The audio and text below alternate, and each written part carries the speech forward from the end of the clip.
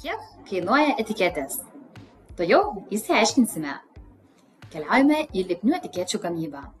Čia matome 4 pasirinkimus. Produkto etiketės, reklaminiai lipdukai, informacinės etiketės ar lipnūs plakatai.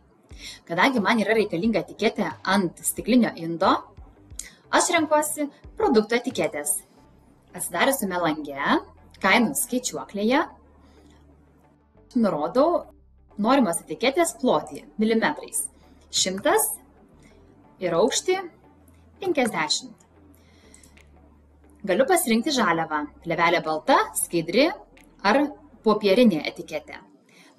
Kadangi mano stiklinis indas stovės drėgnoje aplinkoje, aš renkuosi saugų variantą, tai yra etiketę iš plėvelės. Norėsiu spalvotas etiketės. Ir kad jinai būtų lakuota blizgiu, o ne matiniu laku. Mano norimas kiekis yra 500 tokių lipdukų. Maketų rūšis bus viena, o etikečių dizainą aš pateiksiu elektroniniu paštu. Taip pat aš galiu įkelti ir šioje vietoje savo maketus. Taigi čia apačioje matau šių etikečių pagaminimo kainą. Tačiau prisiminiau, kad man bus reikalinga ir maketavimo paslauga, kurią aš galiu užsisakyti štai čia.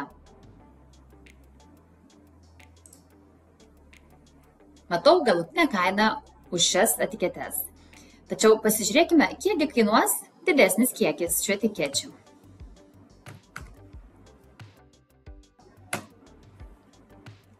Ir matau. Kaina man tinka, dedu šias prekes į krepšelį, apmoku ir užsakau, o po kelių dienų lauksiu savo nurodytų adresų siuntinio su etiketėmis.